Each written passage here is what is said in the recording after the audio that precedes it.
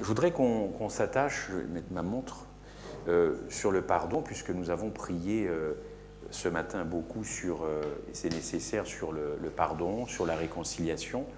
J'ai pu prendre des thèmes hier de l'apôtre Paul qui dit « Soyez réconciliés, soyez réconciliés ». Et c'est vrai que c'est un thème qui est important parce que il y a des gens qui prennent le baptême et ils embrassent l'Évangile et du coup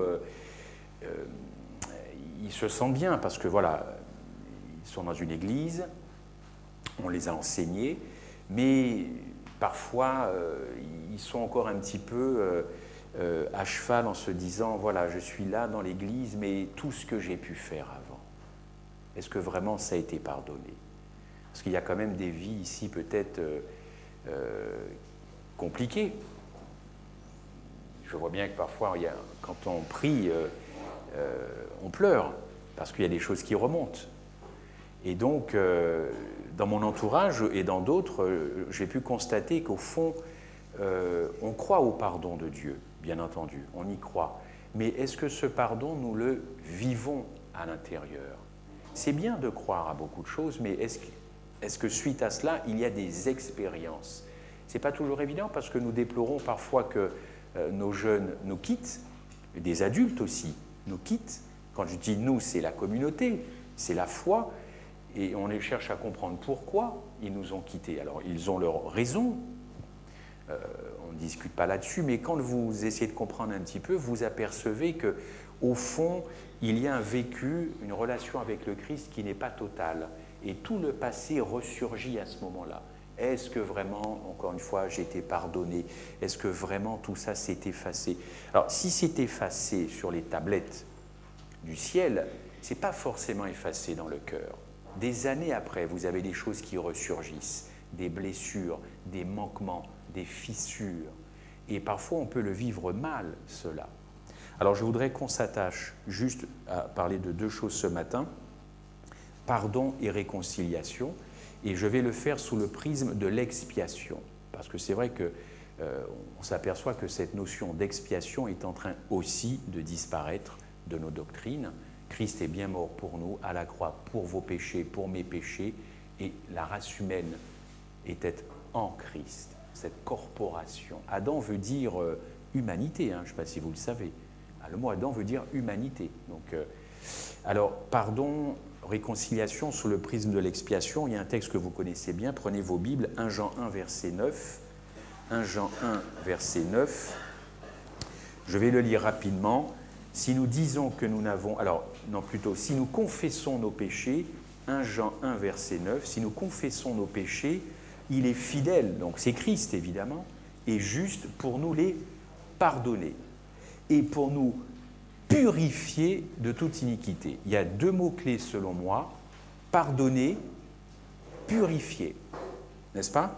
Bon, ça c'est très important. Mais ce texte-là, à la rigueur, si vous n'avez pas un background, vous pouvez vous dire que ce texte va limiter l'expiation. Pourquoi? Parce que Jean nous dit, si nous confessons, nous sommes pardonnés. Donc, en tout cas en traduction française, le si c'est quoi? C'est du conditionnel. Si je pardonne, plutôt, si je confesse mes péchés, il est fidèle et juste pour nous.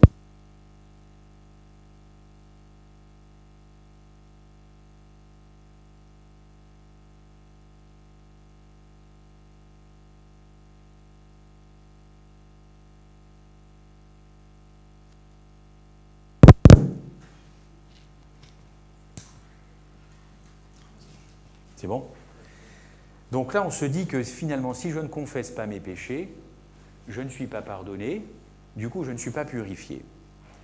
Ça, c'est un aspect du pardon que Jean a voulu mettre en exergue, parce qu'on a d'autres textes dans la Bible pour vous montrer jusqu'où le pardon de Dieu va. Si vous prenez le texte d'Ésaïe 44, verset 21, encore une fois, c'est juste, mais c'est juste un aspect du pardon.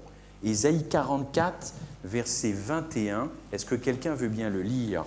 Ésaïe 44, versets 21 et 22. Dès les premiers mots, nous sommes fixés selon moi.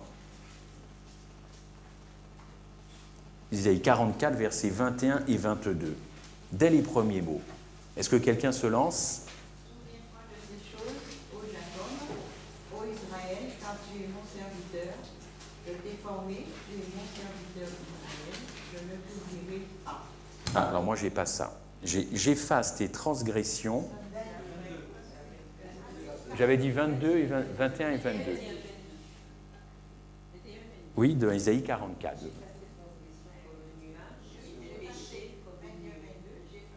Ah, j'avais pas entendu.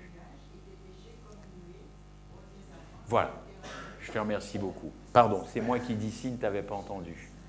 J'efface tes transgressions, reviens à moi. Qu'est-ce qu'on fait alors de ça par rapport à 1 Jean 9? J'efface tes transgressions d'abord et reviens à moi. N'est-ce pas? Le pardon dans ce texte-là vient en premier. Il vient en premier. C'est pour nous montrer combien l'amour de Dieu est incommensurable. Incommensurable. C'est vrai qu'on enseigne qu'il faut se repentir avant d'être pardonné. On a le texte de Jean, mais permettez-moi de vous dire que ce n'est qu'un aspect de l'agapé de Dieu. Ce n'est qu'un aspect, ce n'est pas la totalité de l'agapé de Dieu. Si vous prenez le texte de 2 Corinthiens 5, versets 18 à 19, vous retrouvez dans ce texte les deux phases du pardon. 2 Corinthiens 5, 18, 19. On retrouve ces deux phases, elles sont clairement écrites sous la plume de l'apôtre Paul. 2 Corinthiens 5, versets 18 à 19, je lis 18 à 19. Est-ce que je suis dans 2 Corinthiens 5? Voilà. Est-ce que quelqu'un veut bien me le lire? Et tout cela vient de Dieu, qui nous a réconciliés avec lui par Christ, et qui nous a donné le ministère de la réconciliation. Car Dieu est en Christ, réconciliant le monde avec lui-même, en n'imputant point aux hommes leurs offenses, et il a mis en nous la parole de la réconciliation. Voilà, c'est Dieu qui fait le premier pas. Nous avons l'habitude de dire cette phrase, c'est lui qui fait le premier pas, mais l'apôtre Paul veut bien faire comprendre que Dieu n'a pas imputé nos péchés à nous-mêmes, mais il les a déjà portés sur le Christ, alors même que nous n'ayons rien fait. Le texte est clair, il nous a réconciliés par Christ, qui nous a donné le ministère, car Dieu était en Christ, réconciliant le monde avec lui-même. Et le mot important, c'est imputer, n'imputant pas aux hommes leurs offenses. Alors je ne sais pas comment votre conversion s'est faite. Encore une fois, nous avons tous des histoires différentes, mais c'est un texte qui vient nous rafraîchir quand même. Il y a de la joie dans ce texte. Il y a de la joie. Dieu ne m'a pas imputé mes offenses, il a regardé à Christ. Et ensuite, il me donne cette parole de réconciliation. Donc c'est peut-être un texte perplexe sur la compréhension du pardon de Dieu, mais il fait partie des Écritures, et Paul va dire un petit peu plus loin ce que je vous ai dit tout à l'heure, soyez réconciliés. Le passage dit que Dieu nous a déjà réconciliés avec lui. L'agapé ne se limite pas à la croix. L'agapé, c'était d'éternité en éternité en éternité, cette réconciliation avec la race humaine. Puisque vous le savez, dès que Adam et Ève ont fauté, Christ a eu un entretien avec son Père dans Premiers Écrits. Donc, on comprend très bien qu'effectivement, avant même qu'il y ait une demande de repentance d'Adam et Ève, le plan de la rédemption, du salut, avait déjà été inscrit. C'est là la puissance de l'agapé de Dieu. Toute l'humanité a été circoncis quand Christ mourut.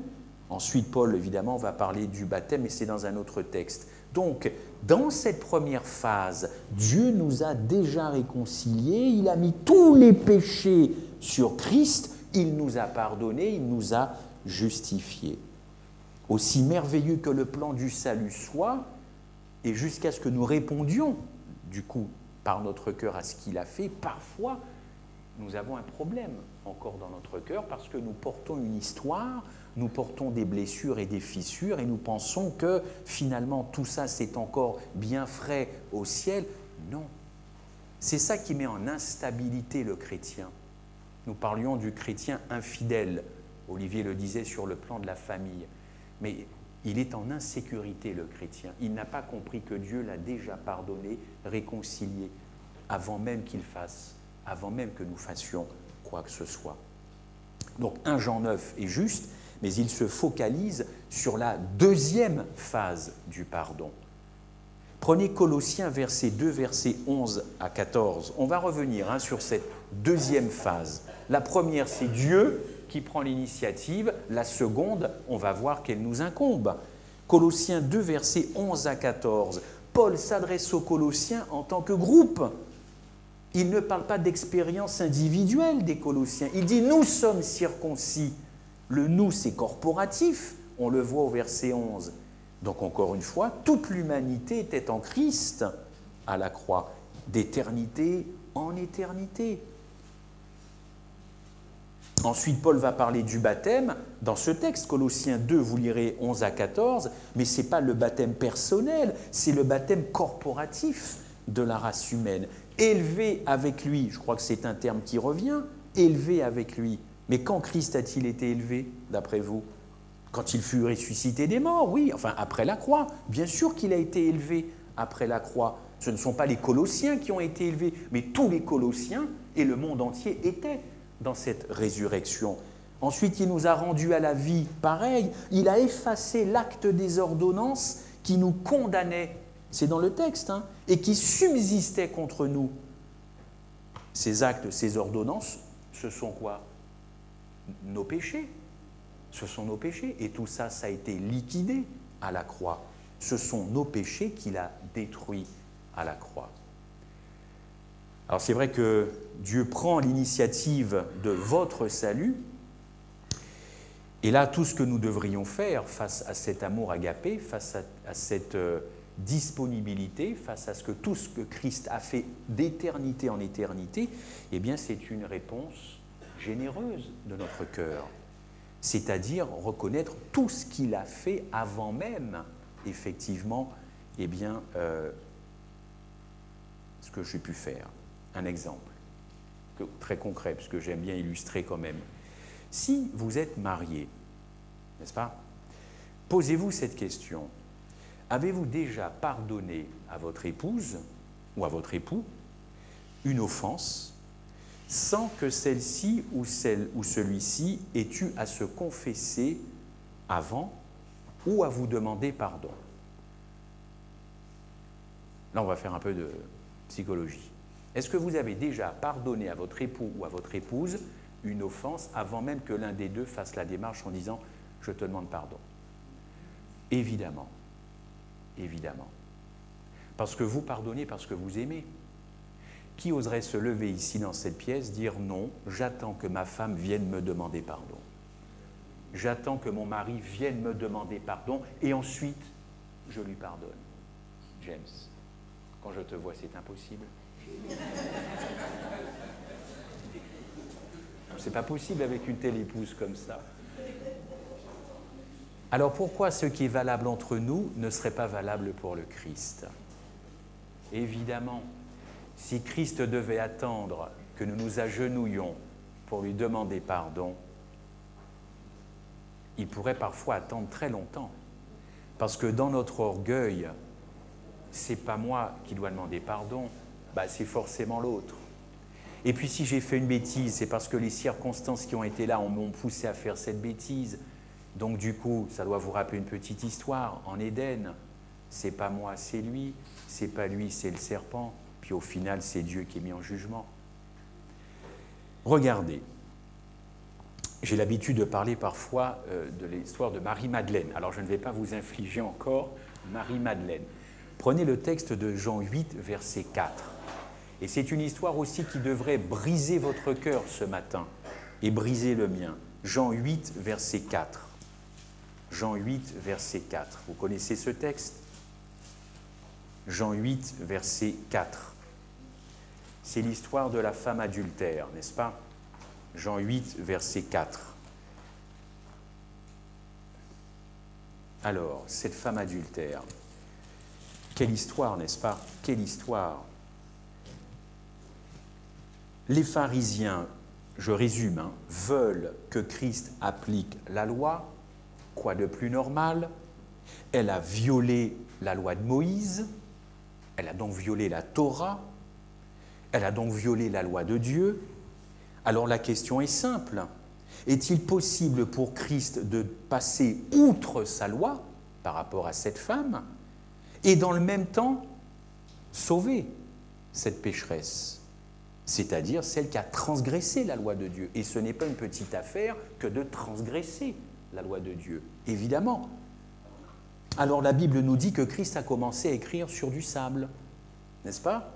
Les accusés demandent justice.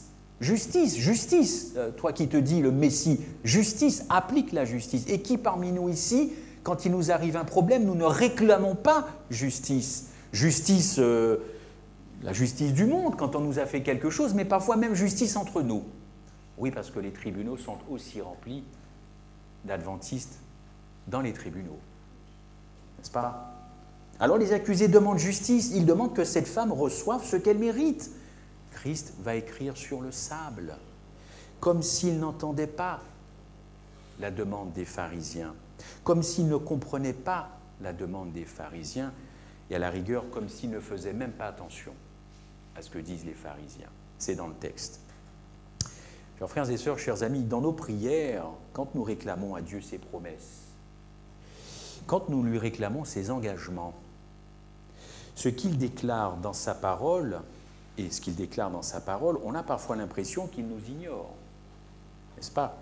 Alors lui, il commence à écrire sur le sable de nos vies, la vôtre, la mienne, comme s'il ne nous entendait pas, mais il nous entend. Comme s'il ne faisait pas attention, mais il fait attention. Et il écrit sur le sable de nos vies comme s'il ne nous comprenait pas, mais il nous comprend. Ces moments sont parfois douloureux chez certains, des moments de silence divin, lourd, pas de réponse. Ce sont des moments de silence céleste, comme s'il nous faisait mal, mais ce sont des moments de miséricorde, comme pour la femme adultère par rapport aux pharisiens. Nous connaissons la suite. Où sont tes accusateurs? Où sont tes accusateurs? Va, je ne te condamne pas, ne pêche plus. Quel moment de grâce, quel moment de grâce.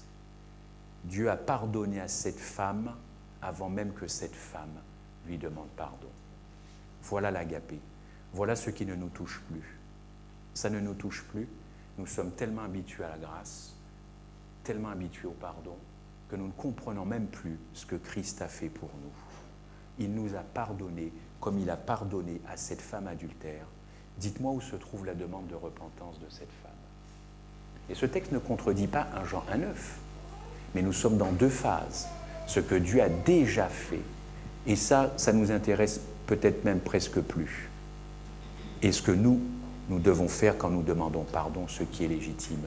C'est-à-dire que nous sommes concentrés sur le pardon que nous réclamons de Dieu, mais nous avons occulté le pardon qu'il nous a déjà accordé avant. Nous sommes déjà dans le futur et nous avons oublié le passé. Cette femme était coupable, oui. La loi la condamnait, oui. Bien sûr qu'il fallait une sentence, oui. Mais Jésus a levé cette condamnation et pas dans un prétoire, sur du sable, sur du sable. Vous pensez qu'après un tel moment de grâce, cette femme est peut-être retombée dans l'adultère? Personnellement, je pense que non, même si le texte ne le dit pas. Mais enfin, elle a quand même pris conscience que ce péché, plus tous les autres, il fallait qu'elle arrête et qu'elle vive cette vie sans péché, qui n'est autre que refléter le caractère de Christ. Car au fond, c'est ça, chers amis. Une vie sans péché, c'est refléter le caractère de Christ. Cette femme a été pardonnée avant qu'elle ne confesse ses péchés, mais le pardon l'a poussée à la repentance. Et il est probable qu'après, effectivement, avec une telle rencontre, elle ait pris conscience de son état. Un dernier texte, si vous le permettez.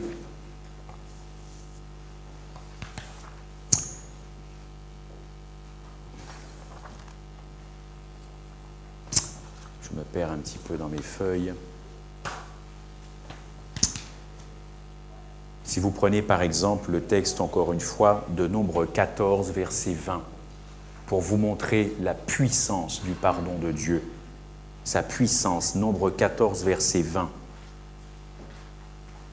Nombre 14, verset 20. Est-ce que quelqu'un veut bien me lire le texte? Nombre 14, verset 20. L'Éternel dit, je pardonne comme tu l'as demandé. Qui fait cette demande de pardon? Moïse. Moïse demande que Dieu pardonne au peuple d'Israël. Quelle est la réponse de Dieu? Mon épouse vient de vous le dire, je pardonne comme tu me l'as demandé. Dites-moi, est-ce que dans ce texte il est écrit que les Israélites ont demandé d'abord pardon à Dieu? Non, ils l'ont fait après. Et c'est légitime, parce que quand on sent qu'on a été véritablement pardonné, alors là, c'est genoux à terre. Mais nous ne mettons pas les genoux à terre avec ce sentiment d'une puissance du pardon de Dieu à la croix. On n'a plus cette puissance du pardon. Encore une fois, nous nous projetons dans notre pardon, un petit peu comme cet égocentrisme. Oui, Seigneur, j'ai fait une bêtise, pardonne-moi. Oh oui, mais qu'est-ce que ça a coûté? Qu'est-ce que ça a coûté? Alors là, voilà, encore un exemple. Il y a d'autres exemples, effectivement, qui ne contredisent pas 1 Jean 1,9. Mais j'aimerais que vous saisissiez qu'il y a 2 phases dans ce pardon. Si vous prenez encore Adam et Ève, petite question toute simple, est-ce que Dieu les a pardonnés? Est-ce qu'ils ont demandé pardon d'abord? Non, en tout cas pas dans ma Bible, n'est-ce pas? Mais après, ils ont pris conscience de ce qu'ils avaient fait. Et après, ils ont demandé pardon, parce qu'en Éden, effectivement, en Éden, ça ne s'est pas passé comme ça. Est-ce que vous imaginez Dieu dire à Moïse, par exemple pour le peuple hébreu, non, excuse-moi, mais je ne peux pas leur pardonner tant qu'ils ne se sont pas repentis. L'Éternel est toujours dans ce processus de pardon avec l'humanité. Et c'est vrai que nous usons et nous abusons de cela. Parce que c'est facile pour nous de nous agenouiller, ou difficile, je ne sais pas, facile ou difficile pour certains, de savoir qu'il y a quelqu'un qui pardonne. Bien entendu, Dieu a pardonné aux Israélites avant qu'ils se repentent. Quand vous considérez cet aspect du pardon, c'est-à-dire que c'est Dieu qui fait le premier pas, eh bien, vous vous sentez effectivement tout petit, et là, du coup, le plan du salut ne se réduit pas à vous-même. Le plan du salut ne se réduit pas à ma petite personne, parce qu'il faut se projeter sur le pardon de Dieu quand il envoie son Fils à la croix. Ça, c'est quelque chose qui devrait nous remuer l'esprit, plutôt que de toujours d'être dans cet égocentrisme du salut. Pour terminer, je vous donne un texte qui m'a quand même fait réfléchir. Si vous allez dans Colossiens 2, verset 13, regardez ce texte, ce sera ma conclusion, je rassure Marc. Colossiens 2, verset 13. Je voudrais que vous gardiez à l'esprit ce matin qu'il nous faut nous décentrer dans le plan du salut. Nous sommes trop focalisés sur nous-mêmes, et nous oublions tout ce que Dieu a fait pour l'humanité. Ça ne nous dispense pas de demander pardon, mais nous sommes bien trop égocentriques, y compris dans le plan du salut. Colossiens 2, verset 13. Est-ce que quelqu'un veut bien me lire le verset? Vous qui étiez morts par vos offenses et par l'incirconcision de votre chair, il vous a rendu à la vie avec lui en nous faisant grâce par toutes nos offenses. Pour toutes nos offenses, pardon. Il vous a rendu à la vie avec lui en nous faisant grâce pour toutes nos offenses. Il a effacé l'acte dont les ordonnances nous condamnaient. C'est ce que nous lisions tout à l'heure, un petit peu plus tôt.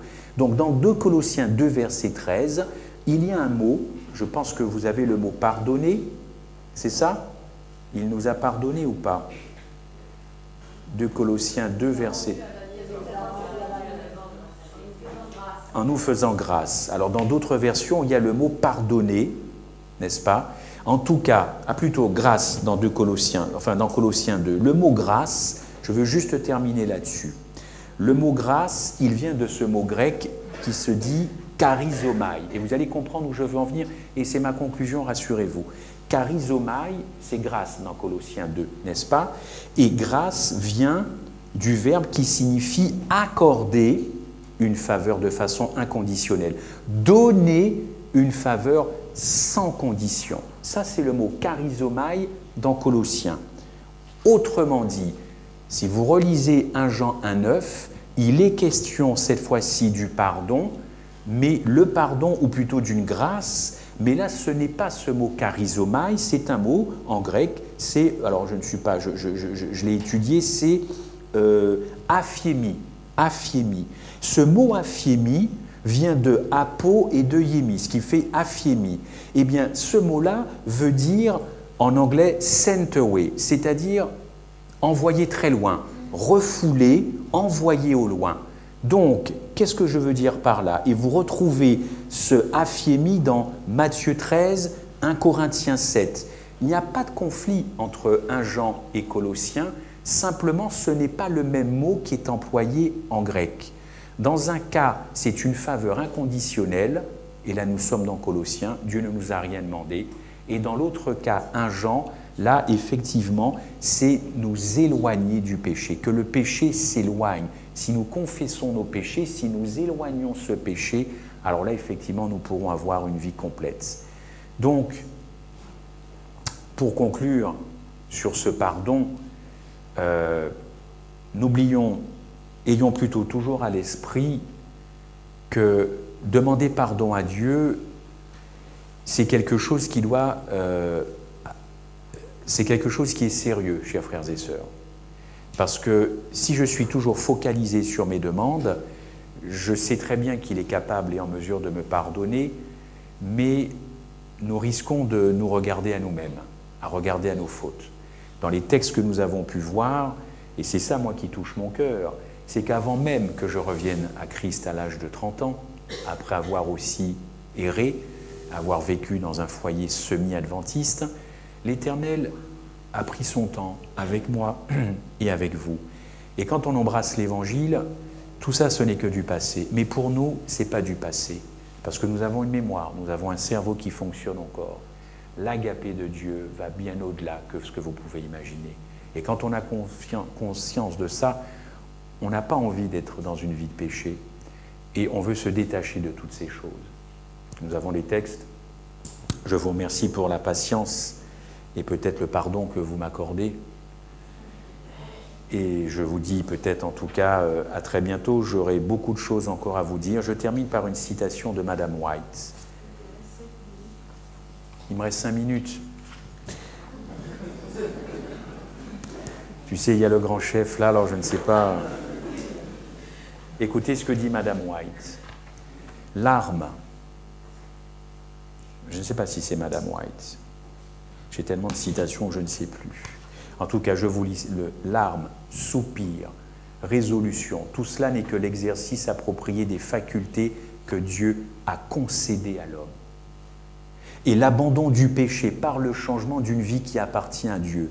Où y a-t-il du mérite en l'homme pour gagner son salut ou pour mettre devant Dieu quelque chose qui soit précieux ou excellent? Une offrande d'argent, des maisons, des terres, peut-elle se placer sur la liste des mérites? C'est impossible, c'est impossible. Je vais vous donner quand même la citation de Madame White, si je la retrouve. Voilà, nous entendons bien des choses fausses sur la conversion de l'âme. On enseigne aux hommes à penser que si un être humain se repent, il sera pardonné, en supposant que la repentance est le chemin, la porte pour entrer au ciel. Que la repentance a une certaine valeur assurée pour obtenir le pardon. L'homme peut-il se repentir de lui-même? Pas plus qu'il ne peut lui-même se pardonner. Mon propos, pour que je sois très clair, ce n'est pas de minimiser la repentance, ni de minimiser le pardon. Mais même ça, c'est un don de Dieu. Même ça, c'est un don de Dieu. Même ça, c'est un don de Dieu, de demander pardon, de se repentir, de confesser, car nous sommes incapables de nous-mêmes. Donc c'est quelque chose qui devrait effectivement nous coûter, dans le sens où à chaque fois que nous faisons cette demande, nous pensons à ce que Christ a fait d'éternité en éternité. Ne minimisons pas l'agapé de Dieu, parce qu'encore une fois, nos cœurs s'apesantiraient à autre chose qu'à cela, et c'était ce que je voulais partager avec vous ce matin.